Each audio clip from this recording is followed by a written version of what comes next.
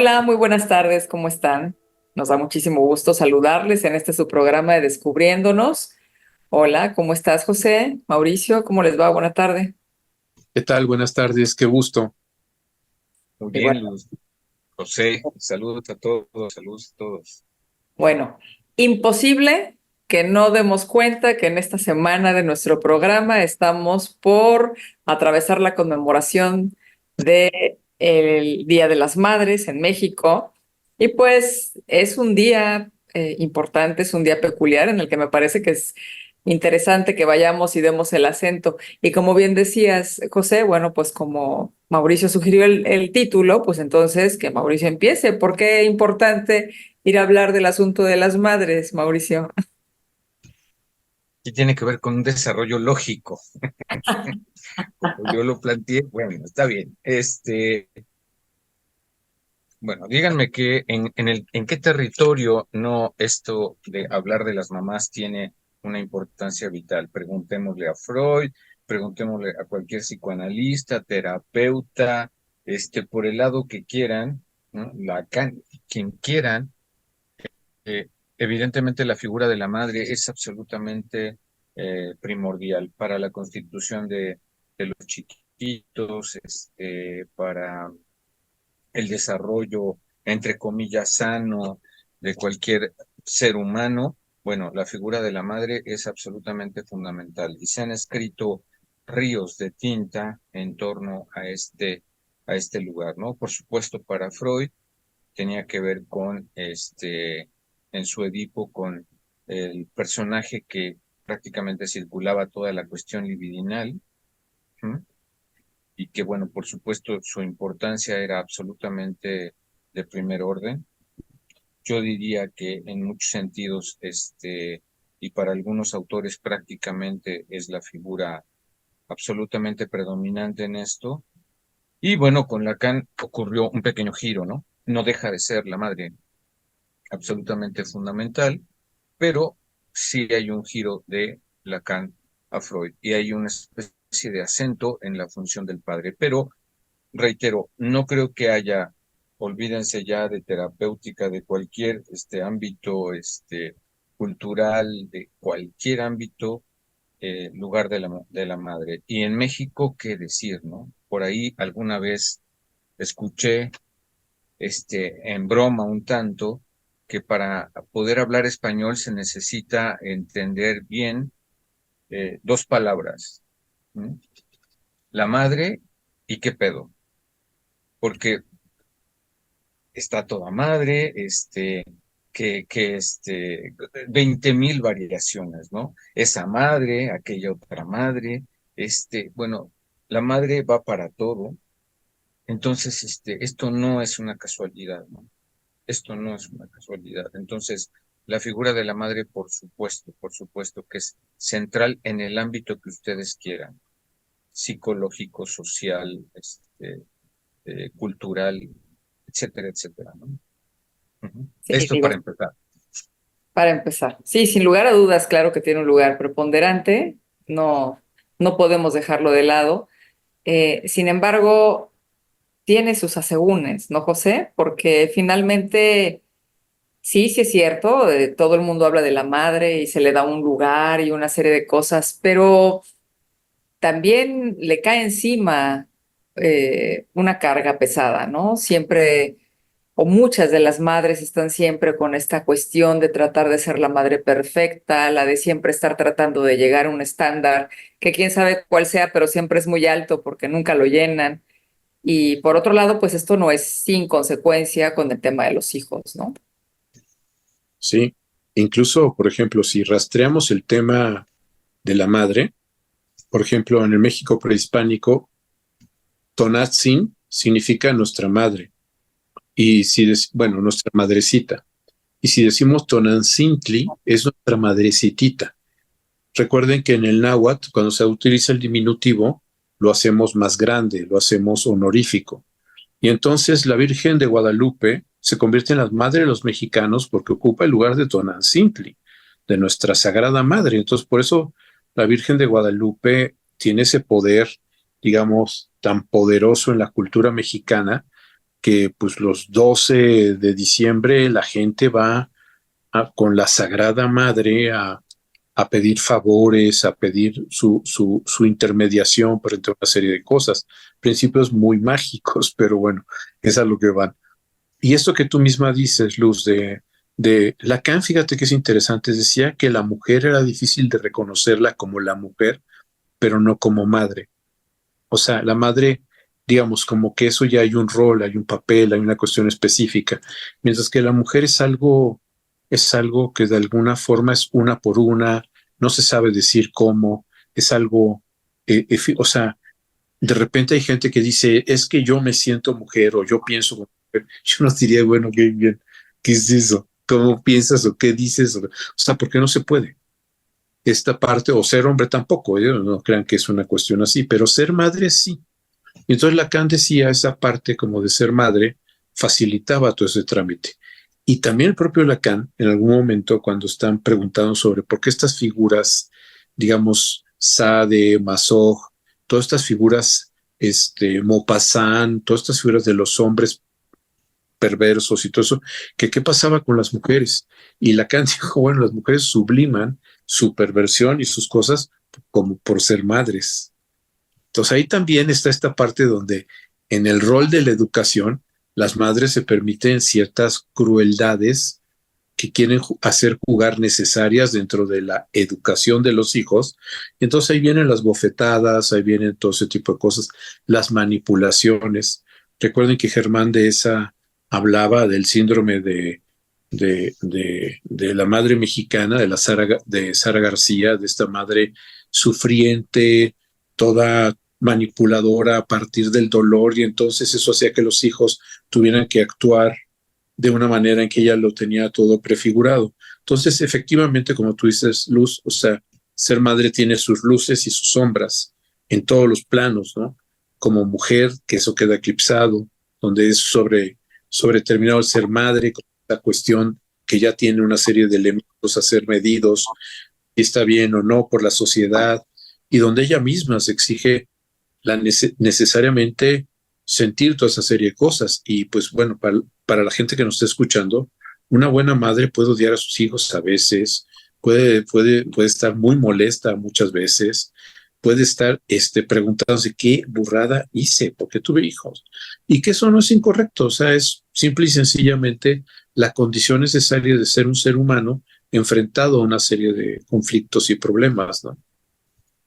Sí, qué bueno que dices esto, porque cómo afecta, cómo lo escuchamos, ¿no? Frecuentemente dentro de nuestros espacios de análisis, porque esto que estabas diciendo del estar ahí como encapsulada en el tema del rol, como de tener que estar siguiendo ciertas condiciones, estas que estabas hablando, por ejemplo, para hablar de las madres mexicanas específicamente, ¿no? La de Sara García, la de Los Soler, la madre abnegada, la madre que ya no es otra cosa más que madre, ya no tiene, digamos que una especie como de derecho o de nada, ya no piensan en ninguna circunstancia que no sea el tema de la maternidad, pero que veamos que eso no pasa de largo, porque al final de la historia, pues si alguien se dedica solamente a tener un rol y todo lo va a estar, digamos que depositando en el asunto de estar cuidando a los hijos, entonces, pues pareciera ser que además, pues se quedan como madres eternas, ¿no? Entonces los hijos crecen y entonces toda la vida están haciendo ahí reclamos eternos de lo que la deuda que pareciera ser que los hijos les deben, no importa lo que pase.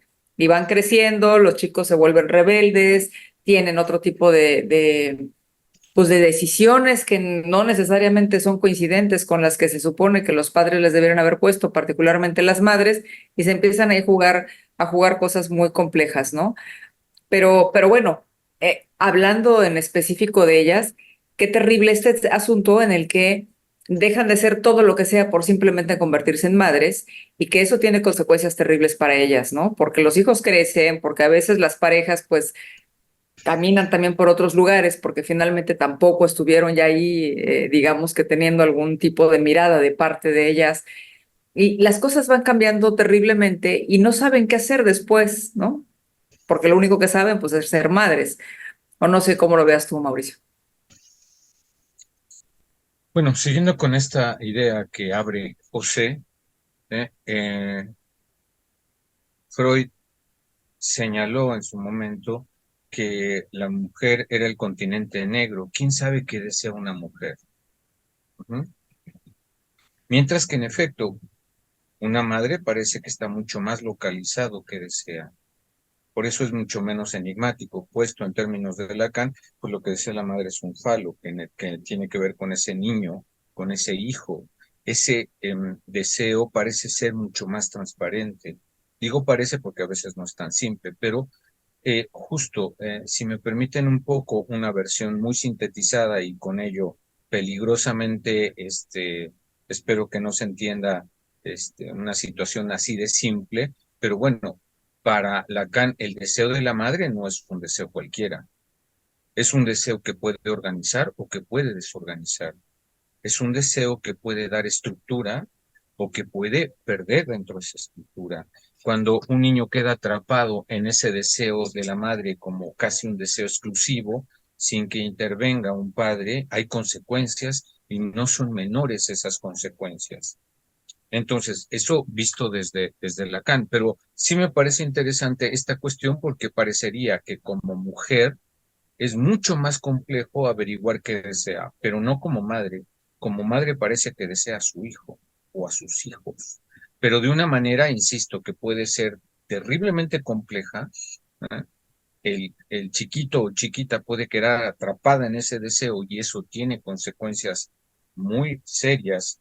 Todos aquellos que han estudiado a Lacan, bueno, saben a qué me refiero, con consecuencias muy complejas, o puede ser algo que, dada la intervención del padre, puede ser algo muy organizador y generar una situación mucho más estructurante.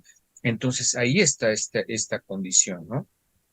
Entonces, por supuesto, tiene su lado santo, como Abraxas, esta diosa entre sublime y prostituta. Ajá. Tiene esas tendencias tanto por un lado estructurantes como desestructurantes, ¿eh? Dependiendo de los factores que se pongan en juego y particularmente qué tanto ese deseo de la madre desde Lacan le da lugar a la palabra del padre. Si eso ocurre, esto va a ser muy estructurante. Ujú. Entonces, esto no son cuestiones menores. Y yo insisto, en el consultorio, en nuestro cotidiano trabajo, pues podemos ver esas diferencias y no son de verdad no por nada, tienen consecuencias tan profundas para un lado o para el otro. Ujú. Sí.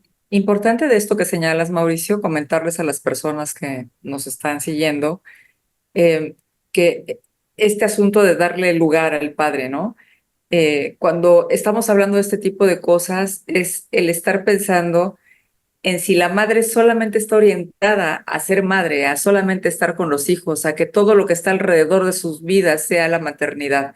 Si no hay un deseo otro, si no hay un asunto en el que haya ahí algo que vaya a interrumpir eso, que tengan una vida diferente, que tengan un deseo de otras cosas, que quieran estudiar, que quieran trabajar, que generen otra serie de cosas que las hagan estar fuera del rol y siendo mujeres en todo aquello que les haga estar teniendo un lugar en su vida, entonces estarán ahí atrapadas en esto de lo que estaba señalando ahora Mauricio, ¿no? En el asunto este de estar únicamente deseando al hijo. Y eso nos lo encontramos muchísimas veces, ¿no? Inclusive hay gente que se siente culpable cuando no está haciendo ese tipo de cosas. Entonces, decirles la relevancia que implica el estarnos haciendo, lo estoy diciendo ahora como mujer, como madre, estarnos haciendo responsables de nosotras mismas, de aquello que nos hace en el mundo tener todos los atractivos que hayan alrededor, más allá del tener que estar hablando de solamente ser madres, porque eso le dará un lugar al hijo para que se encargue de sí mismo, ¿no? Hijo, hija, etcétera. No sé qué piensas, José. Creo que en eso que planteas es muy importante entender que si una mujer pasa por encima de sí misma para ser madre, no podrá no cobrarle eso al hijo. O sea, que de alguna forma sí es importante que la mujer entienda que tiene la obligación de ser un poliedro que dé cuenta de los diferentes planos, de las diferentes circunstancias, de los diferentes elementos. Porque si en este sentido de madre abnegada lo que está generando son condiciones de no hacerse cargo de toda esta serie de circunstancias que la conciernen, que la tocan de estos planos, obligadamente, aunque esté todo el tiempo con el hijo, le hará mucho daño, porque necesariamente estará enojada, frustrada, o sea, habrá muchos elementos que no podrá impedir que se muestren y que eso va a generar un daño mayor por ser una buena madre que hacerse cargo de toda la serie de cosas y a lo mejor tener un tiempo de menor tiempo con el hijo, pero de mayor calidad. Ahorita recuerdo, ahorita que estabas diciendo esto, frases como eh, yo que te he dado toda mi vida, tú me lo de... No, ese tipo de frases que de pronto caen así como lápidas terribles y que tienen que ver un poco con esto que estás diciendo ahorita, ¿no? O sea, no, si yo lo deposito todo ahí, entonces vendrá el cobro de pronto y eso, pues bueno, genera perjuicios importantes. Entonces, pues bueno. Día de las Madres y nosotros señalando todo este tipo de cosas, pero me parece que es importante el dar cuenta que los hijos no requieren madres perfectas, ¿no? Los hijos lo que demandan de nosotras son madres, madres reales, de carne y hueso, que tengan una vida y que les permitan tener una vida a ellos, ¿no es así? Pues, Digo, y que madres que puedan ser admiradas como mujeres, como profesionistas, como todo ese tipo de cosas, ¿eh? Porque también los hijos son poliedros, no son solo hijos. Entonces claro, también tienen toda esa serie de circunstancias que están sumergidos en ese contexto. Sí, claro. pues bueno. Pues bueno, pues les deseamos un feliz Día de las Madres. Así es. Muchos abrazos y muchos besos a todas las mamás el 10 de este año. Así es. Y pues bueno, nos encontramos en el siguiente programa de Descubriéndonos. Pásenla muy bien. Saludos. Saludos a todos y felicidades.